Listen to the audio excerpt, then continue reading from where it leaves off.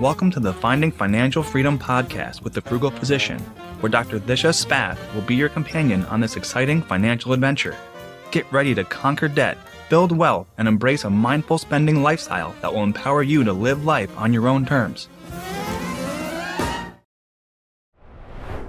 Welcome back to another episode of Finding Financial Freedom. I'm your host, Dr. Disha Spath, and today we're diving into a fascinating topic that's been gaining traction, land investing. If you've ever wondered how to diversify your income streams, build wealth, and create financial independence, you're in for a treat. Joining us today is Dr. Mamta Kumar, a board-certified internal medicine physician, speaker, and integrative functional medicine specialist. Dr. Kumar's journey from navigating multiple job changes to becoming a seven-figure land investor is nothing short of inspiring. In the last 5 years, she's completed over 200 land deals and built multiple six-figure streams of passive income. She's here to share her insights and show us how to design a life that aligns with our values while achieving financial freedom. Dr. Kumar, welcome to the show. Thank you so much for having me. Oh my gosh, I'm really excited to learn from you today. Please start by telling us your story. Tell us about your journey in medicine and how you landed on land investing. Yeah, so I was born and raised in India, went to medical college over there, and came to this country with just one dream to just go ahead and get my license and practice medicine. So in 2012, I had finished my residency and landed my dream job, bought my dream house. And I thought like this was the destination I was looking for this many years, and life was just set forever. And then at that time, I had one daughter, and then I had some complication with pregnancy, and my second child was born in 2014, who was 24 weeker. So I started to have a lot of complications and issues, and I found it very hard to find the balance between my job and family.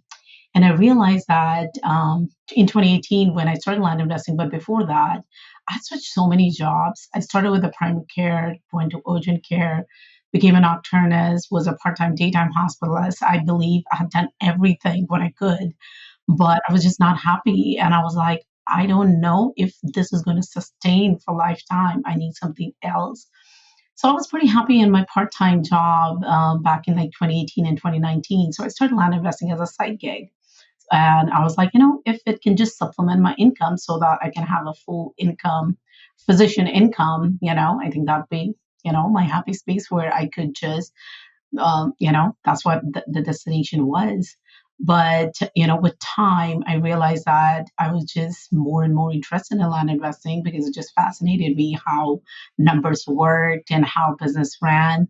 And at one point, I realized that the income from this has just kind of outgrown enough that I didn't have to work or think about alternative income from being a physician. Because on the side note, I had no intention of retiring from medicine. So I was doing integrated medicine fellowship.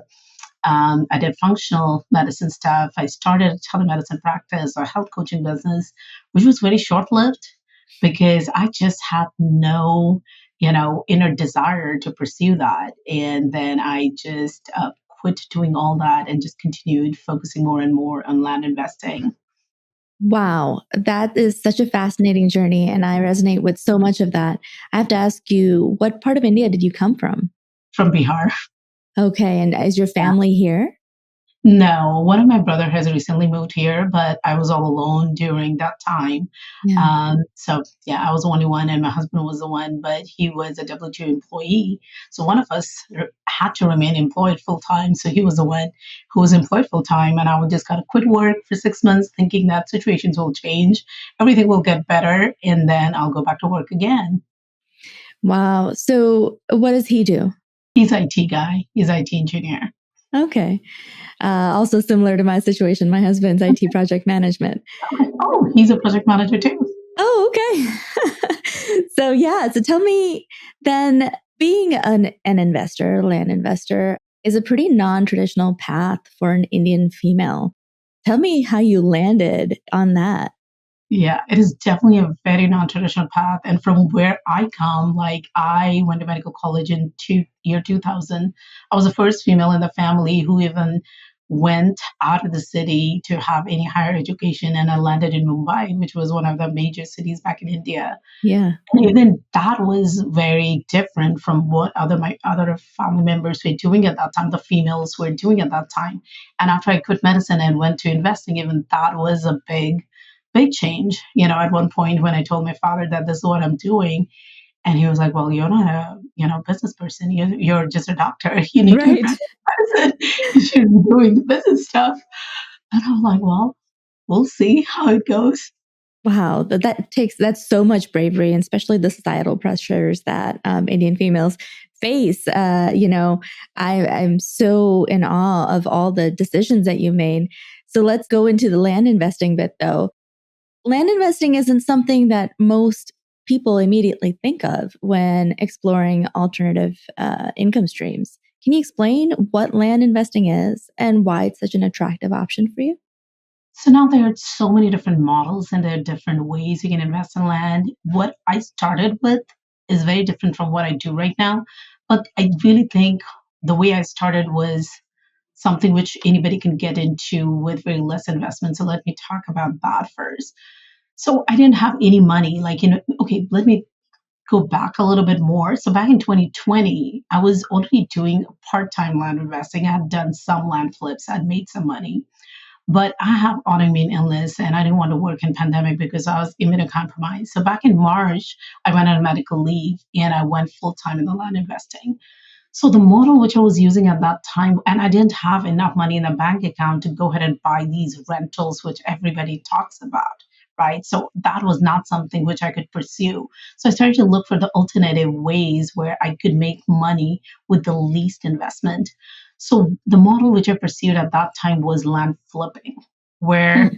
you you purchase little smaller parcels of lot, which is quarter acre up to 1 acre, from the landowners directly. So I was marketing to the landowners directly. So it pulls lists from there's so many several sources where you can pull the list of the landowners and you can directly send them the land a direct mail telling them that you're interested in buying their land.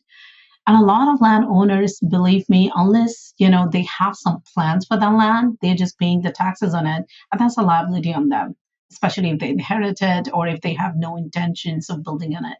So if they get any kind of cash offer, they're willing to kind of sell it. And one thing which I noticed was there was always a discrepancy. For example, like all of us, like we live in houses, right? We pay taxes on it. There's a county website where we can see the value of the house. And we are like, oh, our house is worth this much. But I noticed that there was always a discrepancy in what county would assess it for Hmm. and what the market value of that land was. So there was a discrepancy in that. So that's what I kind of tapped into, and we were able to kind of purchase the parcels at what the county assessed value was, and then sell it in the market at the market value. That required quite a bit of study and research of that specific market and knowing that what will sell and what will not sell. So that's what Hmm. I did. So most of the purchases were from like $500 to up to $1,000 because I was not willing to bet on a higher value parcels. I wanted to kind of go on the lower one. So even if I'm not able to sell it, it's fine. I'm not losing much money. So few of the initial deals were like we bought it for $500, we sold it for $8,000. And for me at that time, I realized that if I can make 10K, because as a part-time, hospitalist, I was making around 10K net, which was coming in my account, right, after paying taxes. So that's Hmm. what my goal was. If I can do a deal which can make 10K, I think I felt that was a really good deal. So most of the deals were like that, like 1,500 and then sold it for $10,000 and kept the difference in between. And that's how it all started. After we did like almost 8 to 10 deals, then there was some money which was accumulated to go for little bigger deals. Wow. So you're buying pieces of land for $500, That selling was them. 2018 though. What's that? That was That's 2018. 2018. Yeah, that's incredible to me. And I should say you're in Texas, right? Yeah. So Texas has a lot of land that's empty. So I can imagine that market would be somewhat lower than somewhere like New York. But that's incredible. And so your goal was to make $10,000 a month. I want to clarify, right? Per deal. Per If the deal. amount Okay. of work which I did to get one deal and to Mhm. buy and sell, if per deal I could make 10K, that I felt it was okay at that point. And what kind of land were you looking at? Was it farmland, commercial, residential? So it was mostly residential. So in between houses, just in the outskirts of the city, not Okay. the major city, but the secondary markets, like a major city like Austin. There are smaller, tiny cities right around it, and just outside of the city boundary, we were able to just kind of where there are already houses in the neighborhood. So it's not like a barren land, and there are some utilities like electricity and water is already there. But most of the people needed to put their own septic, and they could put a house there, a mobile home, or build from scratch, and they could just live there. So our buyer profile was always somebody who was looking for land to live, but a little more affordable way of living where there was no restrictions and somebody could just put even an RV and start living because the utilities are already there. So that's what I was trying to kind of create for somebody to find a place for affordable living. Interesting. And, Texas is an oil rich area and mineral rights are also a thing. Are you looking at mineral rights at all? So I don't want to kind of retain any rights or anything like that. Most of the sellers will give us the mineral rights and we'll pass it on to the buyers. So Okay. there are some deals which we have done where the seller didn't want to let go of the mineral rights. And especially there was one deal which we did like that where we bought a bigger parcel and the seller was just not willing to let go of the mineral rights. And I was like, how bad it can go. And I didn't know much about the mineral rights, but we divided into the smaller parcel and I sold it to the buyers and they were fine with it. Okay. So if mineral rights comes, you pass it on. And if it doesn't, then it's not going to be there. But yeah, I don't keep them. So walk us through what a typical deal looks like and what kind of returns you're expecting, how you're analyzing that deal. So deals can differ in the way if it's a flipping deal, then obviously you need to know the market up front. We are not going to be just fishing in a market where we know there is no buyer action. So I always, whenever I'm choosing the area, I always go to the Zillow, Realtor.com, and websites like that, and go and assess and see the kind of product which I'm trying to buy and sell should just change the parameters to the pricing point, the acreage point, and go in the map and kind of see is there any action in the last 3 months or 6 months. If there are few sold properties, then only I'll go and directly market to that area. And then I go ahead and pull the list once I've kind of found my area. There are multiple ways you can pull up the list of the landowners of that acreage of land. And then you can go ahead and just go ahead and market. And there are different ways to market. We have done, direct mail has been the major one to kind of use. And then we have also done, Facebook marketing, texting, cold calling, stuff like that, like all the, ways people will market. And then once interested seller reaches out to us, then we see if that's a property which we would like to kind of pursue and make an offer on, and we make the offer. If they accept, we sign the agreement, and then we purchase it, and then we start marketing and selling the lot. Okay, a lot to dig in there. You mentioned a couple of times the ways these properties are listed. Can you mention a couple of resources or websites people can go to? So land.com was the major one which we used before, but right now our price point of the property is on the higher side. It's around 100K.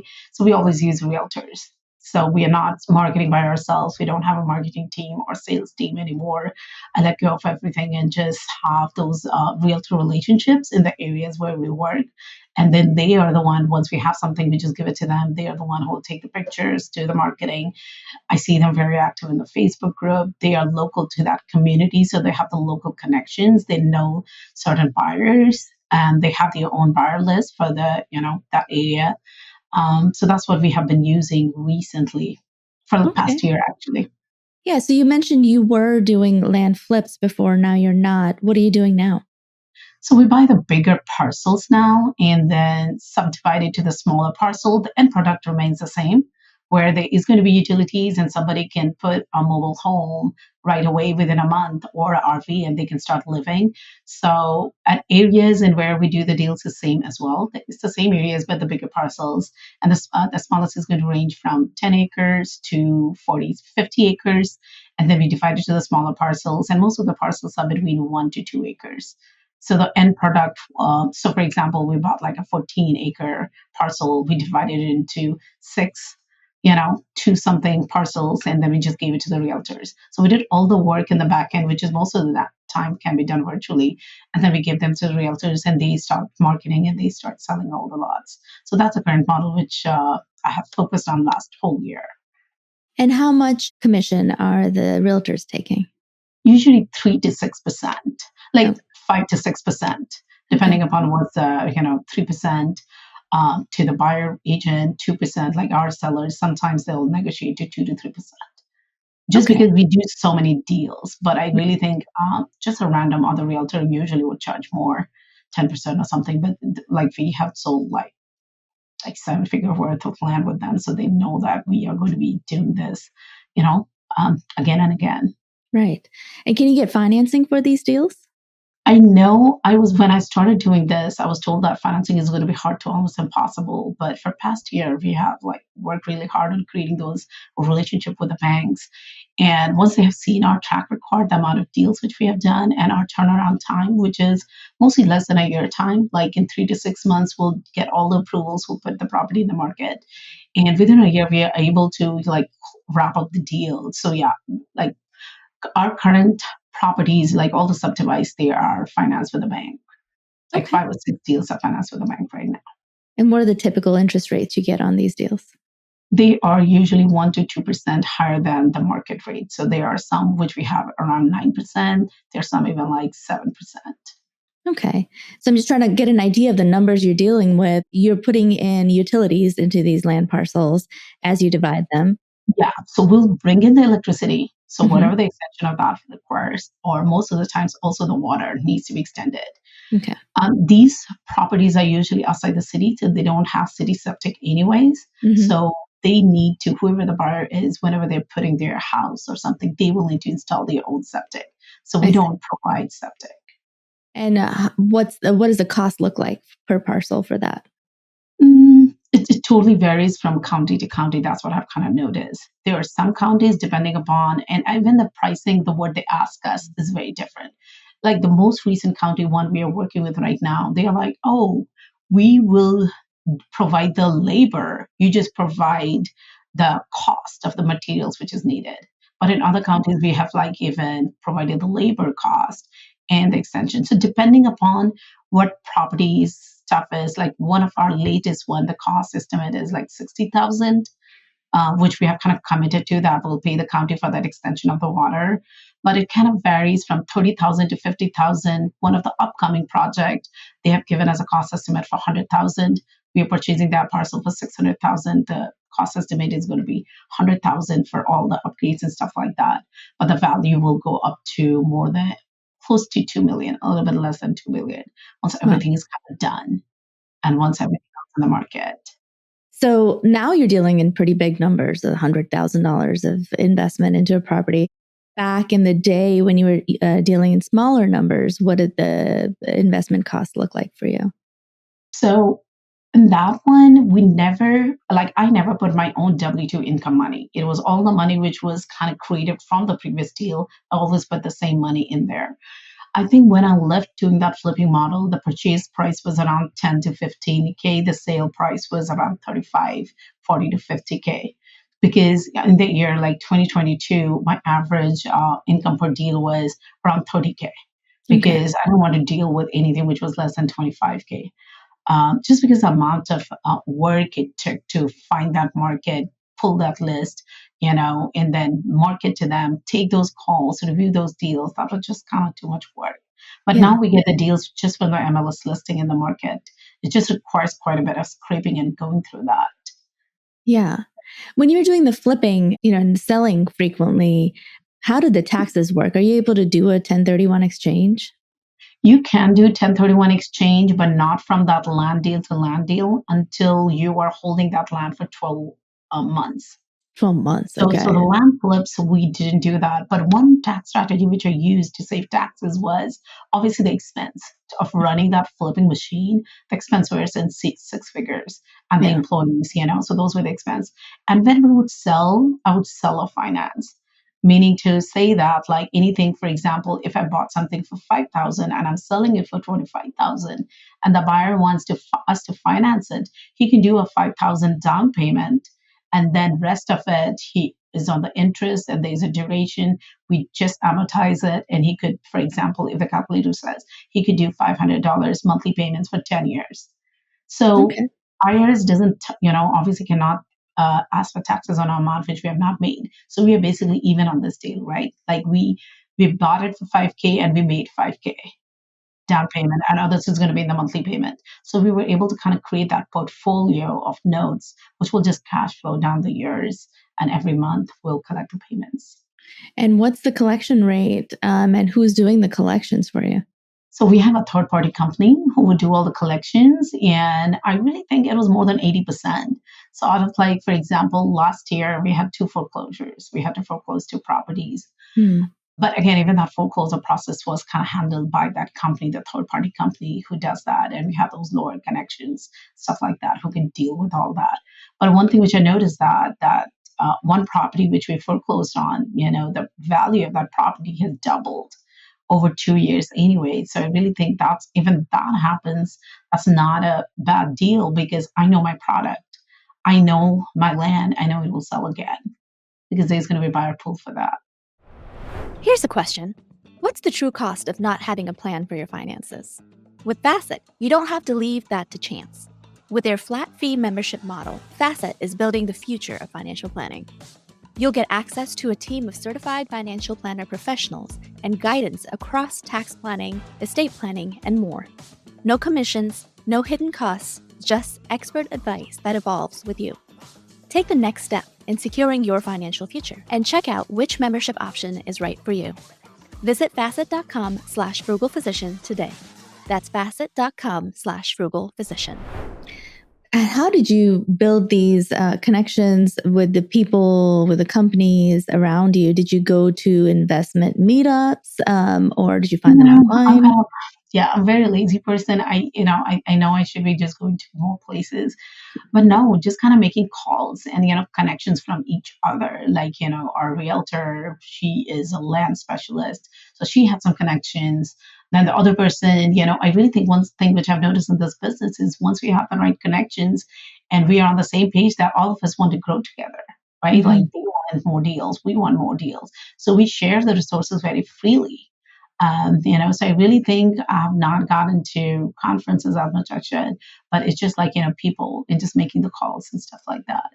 All right. Sounds like a lot of self-motivation is required to do all of this stuff, and diligence, and those are all skills that physicians have, Yes. being type A people, and you just taking that work ethic and applying it elsewhere. Sounds doable. Speaking of diligence, how do you do due diligence on a land investing deal? Now, for the bigger parcel, I definitely go and visit the parcel once. But for the flips, which were like more than 150 properties which we bought and sold, we would never go and see it in person. So it started with few basic things. First of all, I wanted to always know what the restrictions are. Like, what can you build on that parcel and what you cannot? Like, I always prefer unrestricted land where you can do anything. You can put some farm animals, you can do a little farming, you can put our old RV and start living there from tomorrow, old mobile home. So I always prefer the unrestricted lands, because whenever there is restrictions that you can build only houses, then, as you know, the market has been very dynamic, the interest rate, the banks. So I really think if I deal with that product, then I have to depend a lot on the external, factors. But if I go for the unrestricted land, then nothing changes. Anybody can start living next day. The other thing which I look for is utilities. Does it have water? Does it have electricity? These are the 2 musts for me.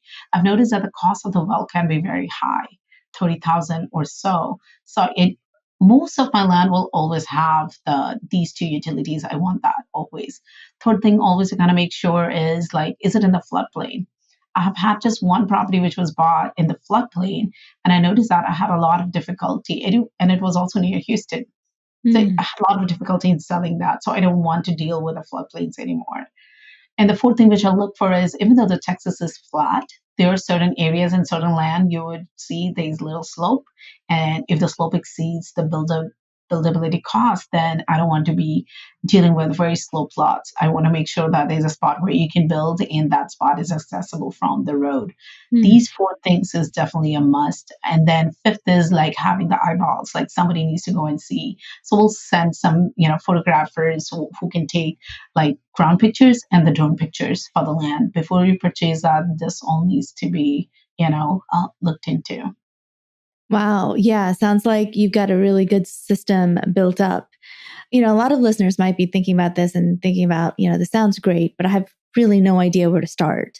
What's your advice for someone who wants to get their feet wet in land investing in their own area?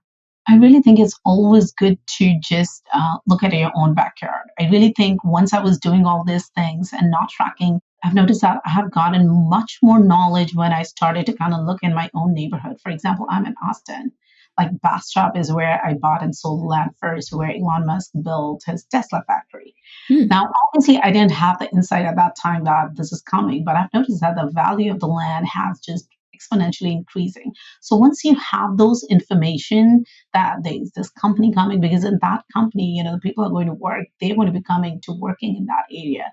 I really think tracking all that will provide much more greater insight, especially for a physician who are already making multiple six figures in their W-2 job, right? I really don't think somebody should be going and hustling in the way which I did, where you're pulling up the list, you are sending a direct mail, you are taking the calls. I really think that's too much work. And that was the reason last year I decided I'm not going to be doing that because it's just too much work. It was okay at that time to make that six figures or multiple six figures, but that is just not scalable after one point. So I really think, if somebody's already working as a physician and they want to dip their feet in land investing, look at your own neighborhood and see what was a property selling for 2 to 3 years ago. Because even Zillow will give you that data. If you go to all sold comps, you can see something was sold in 2022. What was it listed for in 2022? And what are the same kind of properties listed for right now? So you can, put in the money in buying certain small parcels, hold it for 12 months and do the 1031 exchange, because that's what I'm planning to do with our subdivide parcels now. Some obviously we are buying and selling right away, but others we're going to just hold because land would appreciate. Right kind of land will appreciate, which is not the one in a very good neighborhood with a high HOA. I really think those are the places where you would buy a house and you would stay. But if you're thinking about making money from land and you're waiting for it to appreciate, like for example, there is a very beautiful community near Dallas. It's a very beautiful place. It has a beautiful lake, and it's very kind of hard for Texans to find a lake and a little mountain view at the same place. But the HOA of that property is like $1,000 per year. And the lands are selling. A lot of buyers bought it for like $25K long time ago. But right now, the properties are being sold for $7,000, $8,000, and they all have this HOA fee, which are dues for years. And so you have to keep that into account. So those properties look beautiful, but they are not going to appreciate just because they are liability almost, because you're paying the taxes and you have to pay HOA unless you plan to build and live there. So I really think just kind of, paying attention to that. There's always a demand for under-sector land. I really think one thing. Unless you want to go into building where you want to kind of buy those places, build a house, and then you want to sell the house, I think that could be a good strategy. But if you're not doing that, don't go into those areas where these lands are liability pretty much. It sounds like there's a lot of speculation involved as well when you're, investing in land and trying to think about what's going to appreciate and what isn't. So is there any way to hedge that risk of speculation? Yeah, I think the model which I talked about, like if you're waiting for it to appreciate, obviously there's a speculation. So what we do, let's talk about what we do. So whenever we are buying, so a basic wholesale model, like you have Sam and Costco, you get the water bottle packet, right? You can get it for $5. I don't know exact cost because I don't go there. But you buy it, for example, you buy the 20 bottles for like $5. So the cost of it is like, 25 cents. But when you sell it in a restaurant or in an airport, the value of that bottle goes up, right? So that's what we basically do. So we buy a bigger parcel which is like 20 acre. We bought it for 15,000 per acre. But when you cut it to the smaller parcel with the utilities and there's no restrictions, we can sell it for like maybe $30,000 per acre. So that margin of 15,000 and 15,000, and there's not much speculation in this because we do it pretty fast because we already know right now in this market, 1 acre will sell for 30,000 per acre. But when you buy that 20,000, the 20 acres, the price is going to be maybe 10 or 15,000 per acre. So that's the model which we are doing right now, where I would just buy the land, just spend like 3 months working with the county, the water departments, all the departments, and then getting all the permitting and then dividing it to the smaller parcel and selling in the market right away. Yes. So have you found, speaking of permitting, that's what the next thing I wanted to ask you is, what is it like working with the counties, and have you found any roadblocks? Of course, there are different personalities to kind of deal with, so there are 1 or 2 people which we have found where just kind of hard to deal with. But otherwise, I've noticed that the process is pretty standard and that's why I've done flips in other states. I just came back to Texas and I wanted to do all the subdivides in the Texas. But we have done it in the multiple counties, and all the counties have their own written guidelines, which is like almost like 150 pages of document, which you kind of go through. And then you're able to, as long as you meet those guidelines, I found them very easy to kind of work with.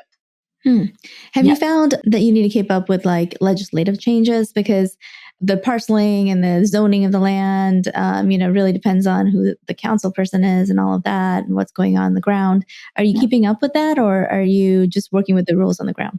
So for the land subdivide, it can go pretty fast. Within 2 to 3 months, it can be done. But there's one development project which we have, which is the RV park. That permitting took like a year and a half. Mm-hmm. And ours was the last one which they approved with certain things, and then they were like, oh, we are changing the rules now, but yours is already approved. So I think we got lucky in that. But I definitely think if it's a development which you're looking for, and if it's like a major subdivide, you have to kind of know you need to have a little more insight and maybe insight connection to that. And so we did have some inside connection because our engineer who was working on our project knew somebody in the county, so they knew there were certain changes which were going to come. So I really think those are the major things, and I try to kind of stay away from that. Like this one is right beside Tesla factory. So this county has grown so much in past year. So because they have seen all these developments coming in their place. So you have to kind of track a little bit of that too. Okay. And do you have to get approval from neighbors and such? Especially RV parks. I would feel like neighbors would have something to say about it. Yeah, so I think if the closer to the city you get, or if you're in the city, then you would. But if it's if it's outside the city zone, not even an ETJ, which is like a little growth zone, if it's kind of just outside the city, I really think that then the neighbor stuff, this doesn't come up. But I know if you kind of go kind of near a major city, then you have to kind of get approvals. Or if you want to kind of build very quarter acre lots and you want to kind of put in 100 houses, which is like a major entitlement, you want to bring the whole septic and everything. So we have tried to stay away from that. We are not exempt subdivide and not major. We are just right in the middle. At the max, our subdivide is like 22 parcels. I see. From one bigger. So we try not to go that hard either, because first of all, the uncertainties of that, as you said, and then the time duration it takes. Whenever it takes extra time, new regulations can add up. So we try not to go in that zone. Right now, all our projects are in between in this range. And this year too, I want to just kind of stay here because it's my happy zone where it doesn't take that long and I'm able to kind of just turn around fast. Nice. Now, are you using any tools to analyze the data for your properties when you're running the numbers? For Bigger Pockets, I know Bigger Pockets has like rental property analyzers. Are you using something like that for land development? No, I usually would always go to the Zillow or Realtor.com and kind of see what is my end product selling for, like price per acre. And I always would compare the price per acre. So for example, I'm looking at a parcel which is 50 acre and I want to divide it all from 1 to 2 or maybe 5 acre parcel. Then I would go in Zillow and I'll see what is 5 acres in that exact neighborhood selling for. with the features like mine. Like, for example, it shouldn't have HOA. I don't like HOA. And utilities wise, the water is there and stuff like that. And then I see what's the average price per acre, which is, I know it's a little bit manual, but again, if we are, producing 20 products out of just one, I really think it's okay to kind of just spend a little bit of time. And the amount of time which I'll spend, I really think I can go and do that pretty fast. So I'll just look at the price per acre. And if I'm able to see that difference, like I'm purchasing it for 10,000 per acre, which is not real, like 15,000 or 20,000 per acre, and it can sell for 50,000 per acre. So there's a margin of that 30,000 so per acre. So then that would be a good deal. Then I will start kind of, checking with the county and the water department and see if it's a feasible plan, which I'm kind of planning and proposing, and then kind of, go from there. But it always kind of comes down to price per acre, which is a number which is very trackable, and it just, yeah. Okay. So what kind of return per acre are you looking at? Do you have like a percentage that you look at, or are you just kind of gestalting it? So whenever I'm kind of looking at my number, as long as I'm able to kind of see the double, I'm good. Because even with the double, if the cost goes up, of the project, like, the water extension, surveyor and the stuff like that, even if the cost goes up and what I think it could sell, that goes down. If the difference is double, it's still profitable. So minimum double is what I'm kind of looking for. All right. Sounds good. And are you running all of these deals through an LLC or a structured company? Yeah, it's a structured company. And after it kind of maxes out a certain amount, we don't want to hold all the assets in one. Then now it's multiple LLCs. Okay, great. Well, sounds really interesting. And thank you so much for exposing us to this way of investing and another way that we can diversify our income streams. If you were to go back and do something over or restart in a different way, is there anything that you would do differently?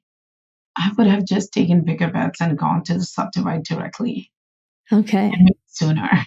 Yeah, think bigger. Yeah. And then maybe I wish I was kind of looking for financial freedom, or they were podcasts like this, even back in, 2012, there was none, when I graduated. So I really think people like you, other people who have been podcasting, exposing us to all this, I really think all of us should have the knowledge, and then we get to choose what we want to do. I really think with time, it was definitely not easy to start with, but I really think the more time I've spent in this, I think I've just kind of become expert in this, that I don't think it's risky for me. But for any new person, definitely spend your time, and be willing to spend your time. It's not going to be that fast, easy. And there's always there's a little bit of tiny risk, like what if county doesn't do this or that? So you need to kind of just be okay with that. And that's why I just don't do one multi-million for deal where everything is in one deal. I always do multiple. Okay. What are some resources you would recommend if someone wanted to get started learning about this? One of the podcasts which when I started to hear was RE Tipster. And I really think that's a good resource to kind of just start getting the information. And they also have the blog. They have, podcasts is where I kind of started to kind of hear a lot of information. What is possible with this and how this is basically done. Okay. And if it's for you. Great. So you're also passionate about empowering other physicians, and you share some of that on your site. Can you share more about how you're mentoring others? So right now I'm not doing any mentoring just because I have changed my own strategy, and market has not been steady for the last month and a half. So I know I can rest myself, but I'm not doing any mentoring, just because it's just not a steady market to kind of jump in, and I'm kind of busy with my family as well. But there are some resources on, I think there's a free masterclass series, which is in there on the website. And I'm planning to add some more resources there where people can get some information about how this all works. Okay, great. Well, thank you, Dr. Kumar. We'd like to end each podcast with a rapid fire segment. So where basically just say the first thing that comes to mind, super low key. You ready? Sure. All right. What's the first thing you do when you wake up? Usually, if kids are going to go to school, I directly jump to getting them ready and helping them to school. If not, then I need my coffee. Yeah. Oh, I got to have my coffee first. Then I'll get everyone ready. So you're better than me. What's a favorite book that you recently read?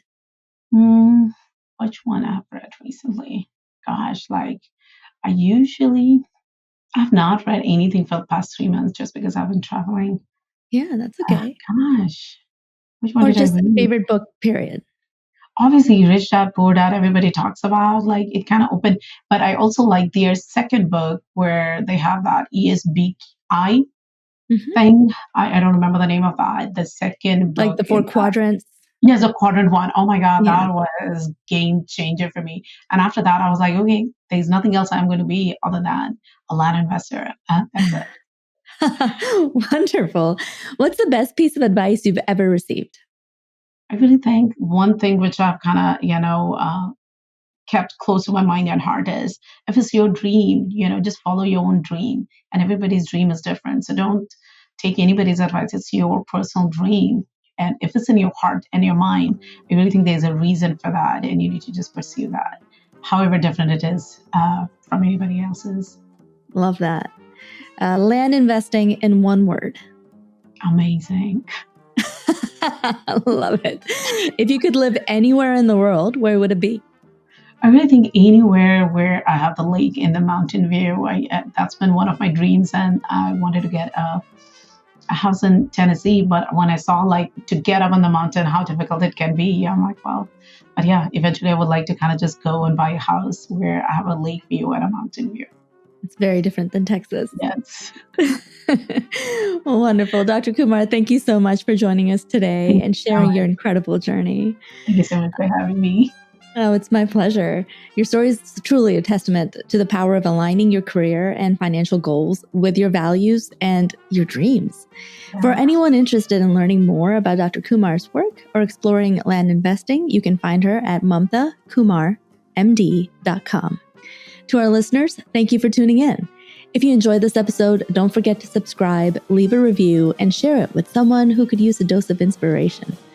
If you have comments, suggestions for guests, questions, or want to sponsor this podcast, please reach out to me at thefrugalphysician@gmail.com. Until next time, this is Dr. Disha Spath, helping you find your financial freedom one step at a time. Stay frugal, y'all.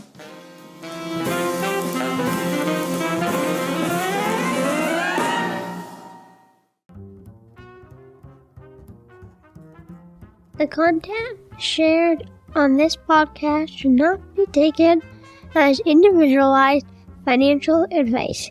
We are here to share our knowledge and experiences, but it is crucial to consult with professionals such as accountants, financial advisors, or attorneys who can provide personalized guidance based on your specific needs.